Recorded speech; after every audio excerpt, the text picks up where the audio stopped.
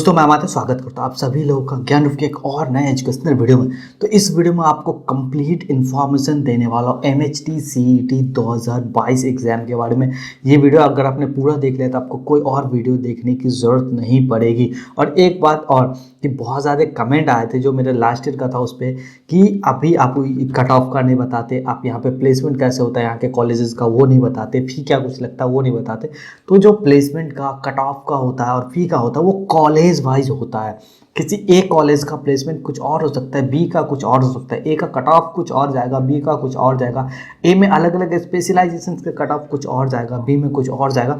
तो यहाँ पे अगर मैं कट ऑफ बताने लगूंगा तो वो वैलिड नहीं रहेगा, क्योंकि कोई इसका मीनिंग नहीं बनेगा कि मैं इन जनरल नंबर्स दे रहा हूँ, उसका कोई मीनिंग रहेगा। तो जो आपको कट ऑफ के बारे में जानना है या आपको प्लेसमेंट के बारे में जानना है या आपको फ़ी के बारे में जानना है तो पार्टिकुलर कॉलेज का मैंने ऑलरेडी जो है रिव्यू वीडियो डाल रखा है, तो आप जाओ और वो देखो तो आपको एक पूरा आइडिया मिलेगा कि वो कॉलेज कैसा है। यहाँ पे मैं सिर्फ एग्ज़ाम के बारे में बात करने वाला हूँ। तो अगर मैं बात करूँ MHT CET एग्ज़ाम 2022 के बारे में तो इसके थ्रू महाराष्ट्र में तकरीबन 450 बीटेक कॉलेजेस में एडमिशन मिलता है बीटेक के कोर्स में। अगर मैं बात करूँ कंडक्टिंग बॉडी की तो state common entrance test cell जो है इसको कंडक्ट करते हैं, गवर्नमेंट ऑफ महाराष्ट्र की ये बॉडी है, इसको CET सेल भी बोलते हैं शॉर्ट फॉर्म में। तो ये इसको कंडक्ट करते हैं। अगर मैं बात करूँ कुछ हाईलाइट्स के कि MHT CET 2022 के हाईलाइट्स क्या कुछ हैं तो आपको मैं ऑलरेडी बता चुका हूँ कि इस एग्जाम का नाम है महाराष्ट्र कॉमन एंट्रेंस टेस्ट, इसको MHT CET शॉर्ट फॉर्म में बोलते हैं। अगर मैं बात करूँ फ्रीक्वेंसी ऑफ एग्जाम का तो साल में एक बार ये एग्जाम होता है, ये ऑनलाइन होता है और एप्लीकेशन प्रोसेस भी इसका ऑनलाइन ही है, यानी कि ऑफलाइन का कोई चक्कर नहीं है। अगर मैं बात करूँ लेवल ऑफ एग्जाम का तो एक स्टेट लेवल का एग्जाम है।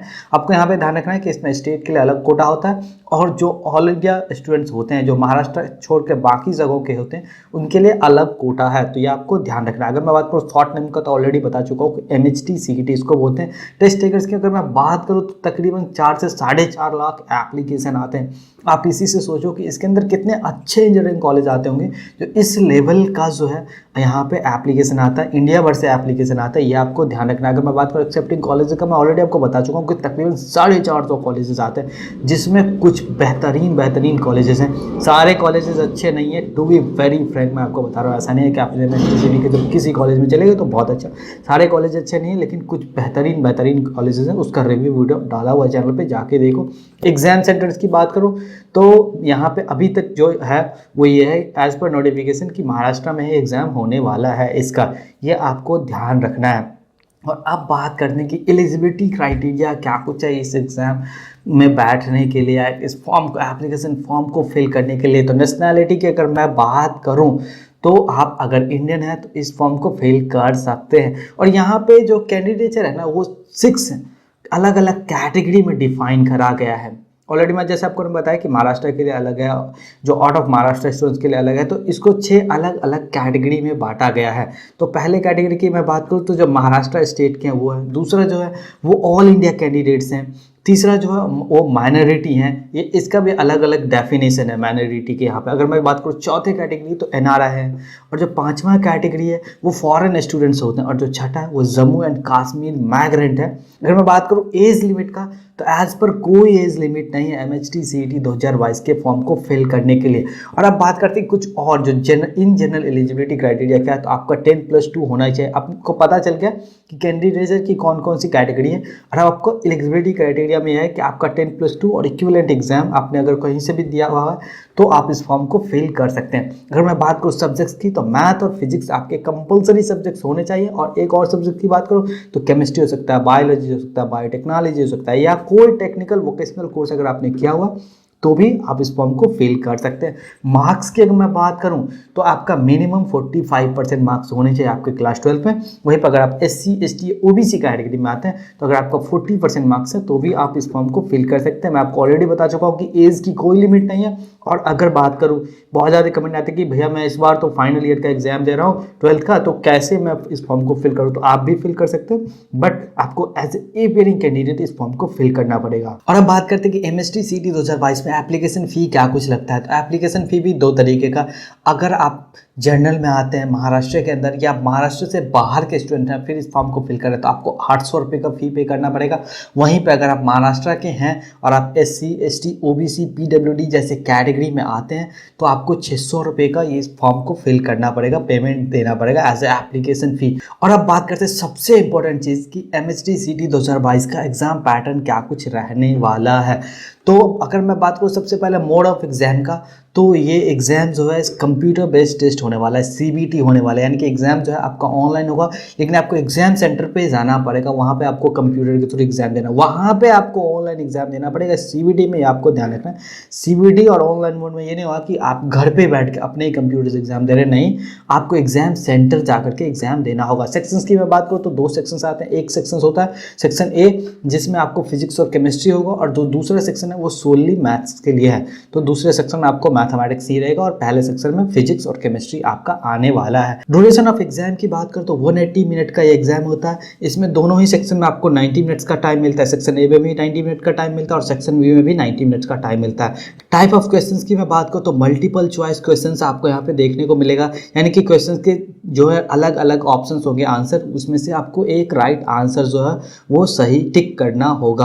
अगर बात करूँ टोटल नंबर ऑफ क्वेश्चंस का तो 150 क्वेश्चंस आएगा, 50 क्वेश्चन फॉर ईच सब्जेक्ट, यानी कि हर एक सब्जेक्ट से 50 क्वेश्चंस आपके आने वाले हैं। अगर मैं बात करूँ टोटल मार्क्स का तो आपका 200 मार्क्स टोटल होता है और 100 मार्क्स फॉर ईच सेक्शन, यानी कि जो आपका सेक्शन ए है फिजिक्स एंड केमिस्ट्री उससे भी 100 मार्क्स का क्वेश्चन आएगा, और जो दूसरा है सेक्शन बी मैथमेटिक्स का वहाँ से भी आपको 100 मार्क्स के जो क्वेश्चन है वो आने वाले हैं। अगर मैं बात करूँ लैंग्वेज ऑफ एग्जाम का तो आप ध्यान से सुनना, जो मैथमेटिक्स का एग्जाम होने वाला है, यानी कि जो सेक्शन बी का एग्जाम होने वाला है वो इंग्लिश लैंग्वेज में होगा, और जो फिजिक्स और केमिस्ट्री का एग्जाम होने वाला है वो इंग्लिश, उर्दू और मराठी में होने वाला है। ये आपको ध्यान रखना है कि जो सिर्फ और सिर्फ मैथ्स जो है वो इंग्लिश में होगा, बाकी जो है वो इंग्लिश, उर्दू और मराठी में कंडक्ट कराया जाता है फिजिक्स और केमिस्ट्री का।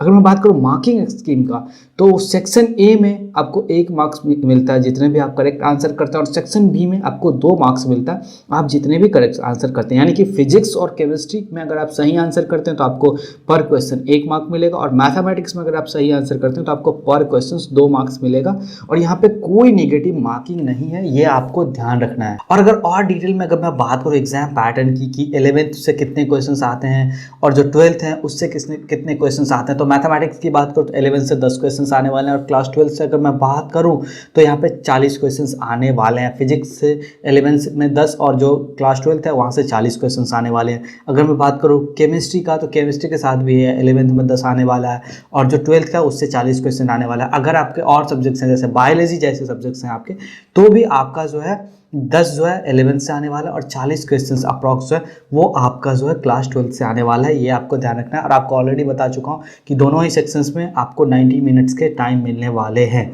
और अगर मैं और बात करूं कि एप्लीकेशन प्रोसेस क्या है, तो बेसिकली एप्लीकेशन प्रोसेस के 5 स्टेप्स हैं, बहुत ही सिंपल स्टेप्स हैं। तो पहला प्रोसेस है आपको रजिस्ट्रेशन करना होगा, आपको ऑफिशियल वेबसाइट के थ्रू खुद से रजिस्ट्रेशन करना होगा। उसके बाद आपको यूजर आईडी एंड पासवर्ड मिल जाएगा, उसके थ्रू आपको जो एप्लीकेशन फॉर्म जो वो फिल करना होगा। जब आप एक बार एप्लीकेशन फॉर्म फिल कर देते हैं तो आपको जो डॉक्यूमेंट्स अपलोड करने का ऑप्शन आएगा, जब आप डॉक्यूमेंट्स भी अपलोड कर देंगे तो आपके पास फी पेमेंट का विंडो आ जाएगा। आप जैसे फी पेमेंट कर देंगे तो उसके बाद सेव एंड प्रिंट का ऑप्शन आ जाएगा, आप सेव और प्रिंट कर लो, या सबमिट एंड प्रिंट का ऑप्शन जो भी आप बोल लो, दोनों एक ही बात हुई, वो आपके पास आ जाएगा। और आप एक कॉपी डेफिनेटली सेव करके अपने पास रखो सबमिट करने के बाद प्रिंट का।